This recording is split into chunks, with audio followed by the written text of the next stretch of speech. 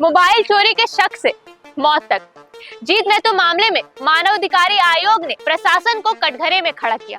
आपको बताएं कि गोकुल नगर के रहने वाले जीत महतो मौत मामले में अब एक नया मोड़ सामने आया है, जहां अब ये मामला राष्ट्र मानव अधिकार आयोग तक पहुंच गया है। साथ ही ये भी बता दें कि इस मामले को ईमेल के जरिए मानव अधिकार आयोग तक पहुंचाया गया है और अब ये मामला एक सिर्फ स्थानीय मामला बनकर नहीं बल्कि सिस्टम की जवाबदेही बन चुका है। ये पूरा मामला एमजीएम थाना क्षेत्र के गोकुल नगर में रहने वाले 22 वर्षीय जीत महतो से जुड़ा है। 29 दिसंबर 2025 को पुलिस ने मोबाइल चोरी के आरोप में जीत महतो को हिरासत में लिया था। परिजन बताते हैं कि उन्होंने पुलिस को साफ साफ ये बात बताई कि जीत की तबीयत खराब है और उसकी जो पत्नी है वो 9 महीने से गर्भवती है, लेकिन इसके बावजूद भी पुलिस ने इस पर कोई भी गंभीरता नहीं दिखाई और उसे हिरासत में ले लिया। आपको बताएं कि शिकायत के अनुसार जीत महतो को लगातार 2 दिनों तक हिरासत में रखा गया और उससे लगातार पूछताछ किया जा रहा था और इस दौरान उसे उसके परिवार से भी मिलने नहीं दिया जा रहा था। अब बड़ा सवाल ऐसे में पुलिस से है कि क्या जब कोई आरोपी हिरासत में होता है तो उसकी मेडिकल स्थिति देखने की जिम्मेवारी पुलिस की नहीं होती है। आपको बता दें कि जीत महतो जब 2 दिनों तक हिरासत में रहा, लगातार उसकी स्थिति बिगड़ती रही, लेकिन पुलिस प्रशासन ने किसी भी तरह की ठोस कदम नहीं उठाई।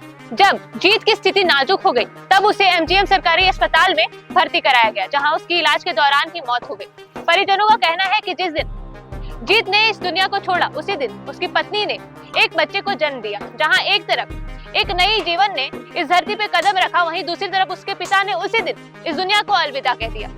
आपको बताएं कि जीत की मौत के बाद पुलिस के द्वारा परिवार वालों को 2 लाख रुपए देने का मामला भी सामने आया, जिसके बाद कई सारे सवाल भी खड़े होने लगे। बता दें कि परिवार वालों का कहना था कि उन्हें इस बात की जानकारी नहीं थी कि क्या ये एक मुआवजा था या फिर किसी तरह की तत्कालीन मदद। आपको बता दें कि साथ ही परिवार वालों का ये भी कहना था कि उन्हें इस बारे में कोई भी जानकारी नहीं थी कि ये पैसे कहां से उन्हें दिए जा रहे हैं। अब साथ ही साथ ये भी सोचने वाली बात है कि अगर वो मुआवजा था तो किस नियम के तहत या फिर नहीं, तो ये राशि क्यों उन्हें दी जा रही थी।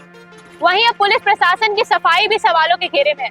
जमशेदपुर के एसपी का कहना है कि उसे अस्पताल ले जाने से पहले पीआर बॉन्ड पर रिहा कर दिया गया था और उसके बाद पुलिस के वाहन पर ही उसे अस्पताल ले जाया गया था। लेकिन बड़ा सवाल ये उठता है कि अगर पीआर बॉन्ड के तहत उसे रिहा कर दिया गया था तो फिर मौत से पहले तक की जिम्मेदारी किसकी है। आपको बता दें कि मानव अधिकार कार्यकर्ता मनोज मिश्रा ने बताया कि इस पूरे मामले को लेकर राजनीतिक दल और सामाजिक संगठनों में भी आक्रोश है। उन्होंने विभाग से उच्च स्तरीय जांच और उचित सरकारी मुआवजे की मांग की है। साथ ही साथ दोषी पुलिस कर्मियों पर कार्रवाई करने की भी मांग की है। आपको बता दें मनोज मिश्रा ने सभी थाने में सीसीटीवी कैमरा लगाना अनिवार्य करने को आदेश दिया है। ये मामला सिर्फ जीत महतो की मौत का नहीं बल्कि पुलिस हिरासत में मानवाधिकारियों की स्थिति पर बड़ा सवाल खड़ा करता है कि क्या बीमारी की हालत में किसी युवक को 2 दिन तक थाने में रखना जायज था।